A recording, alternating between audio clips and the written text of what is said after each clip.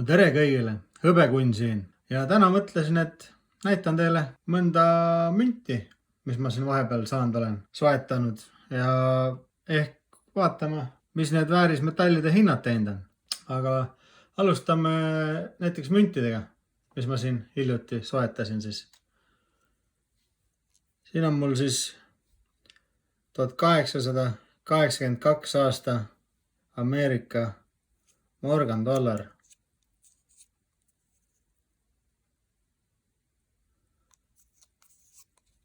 Päris äge. Järgmiseks Taani mingisugune münt 1889 aasta. 10 ööri.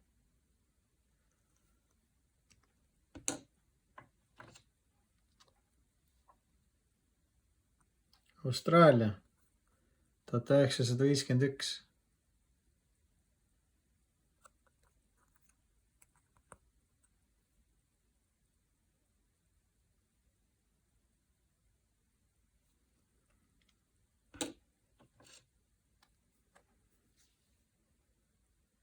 Austraalia 1957.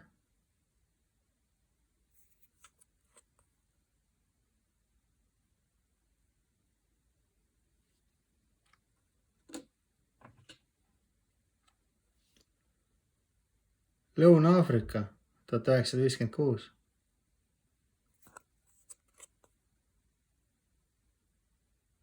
$3.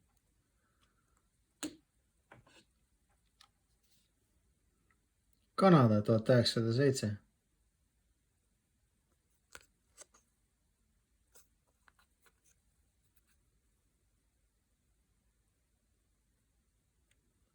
$5 Kanada senti.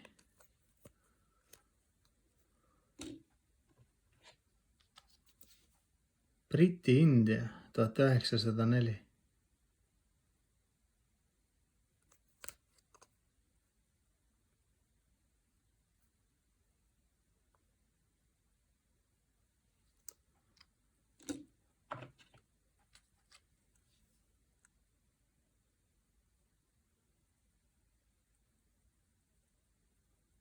See on mingisugune Rootsi vist.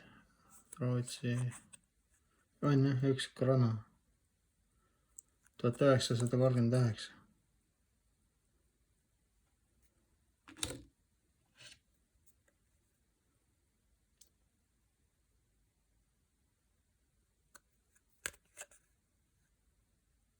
Kanada 1903. 5 senti.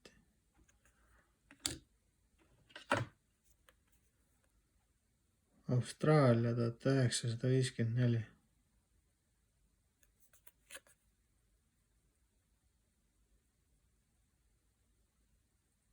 $6.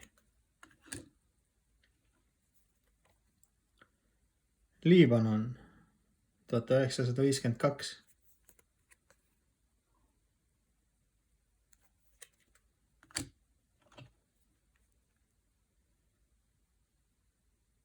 $1941.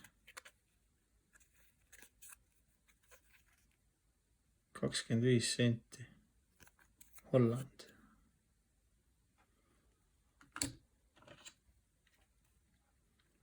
Austraalia 1955.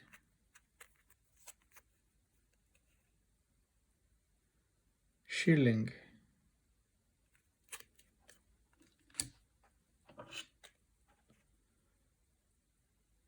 Austria 1900. See on küll ilus. Perfektne.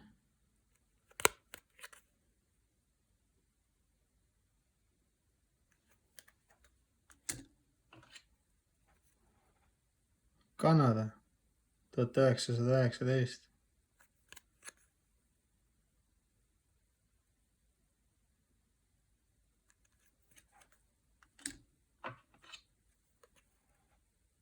Šveits 1962.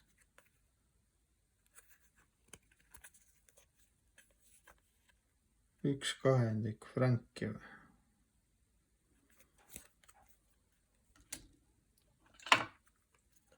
Šveits 1964.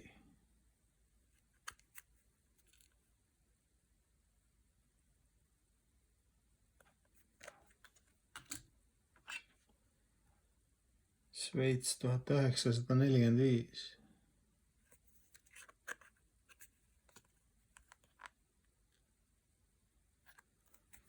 Et sellised sendid, mündid sai vahepeal ostetud siis. Et vaatame, mis need kullahinnad vahepeal teinud on. Et kuld on siin 2200 euro ringis ja hõbe on seal 29 eurot juba. Vahepeal siin lausa oli 29 eurot ja 80 senti, et püüab seda 30 piiri juba. Et see on ikka väga hea uudis väärismetallide sõpradele.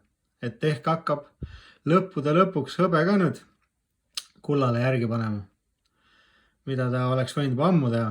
Aga rääkida siis sellest, et mis vahepeal toimunud on, et Ukraina sõda käib ikka, maailmas on üleüldiselt nii suur inflatsioon, et raha kaotab nii rängalt väärtust, et seda prinditakse nii palju juurde ja riigid on miljardites võlgu ja igasugused, isegi Ameerika seal kuradi 100 miljardit või ma ei mäleta, palju see täpselt oli, palju ta võlg on, et venelased on ammu juba hakanud igasugused võlakirju maha müüma, hiinlased on hakanud Ameerika võlakirju maha müüma ja igasugused inimesed, kes seal spekuleerivad, et arvavad, et tuleb suur selline stock marketi krahh, ehk siis kõik aktsiad ja värgid järgmise 10 aasta jooksul võivad väga jõhkralt kukkuda.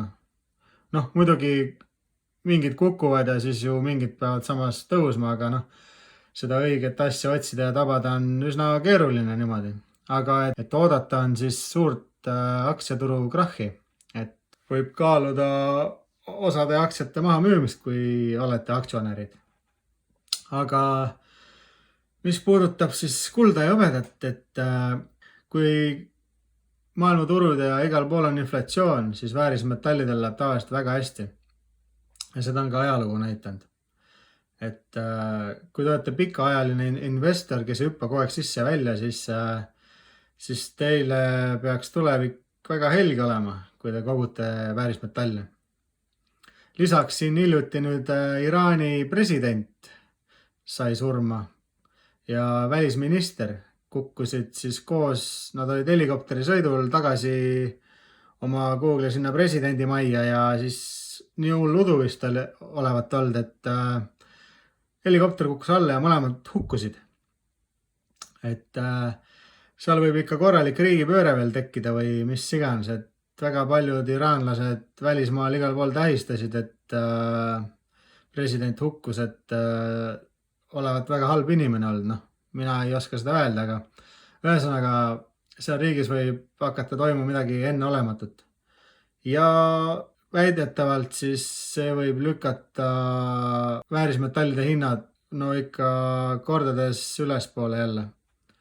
Et maailmas on asju praegu sündimas ja me keegi ei taha midagi maha magada.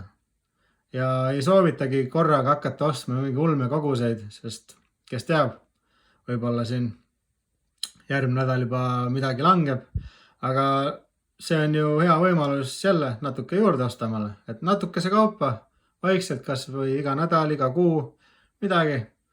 Ja lõpuks teeb kokku see suure koguse aastate peale, kuude peale, mis iganes. Kui palju kellelgi ise võimalust on nagu. Aga selline oli siis siin meie video 2024 aasta maikuu lõpp. Et vaatame, mis siin saama hakkab siis.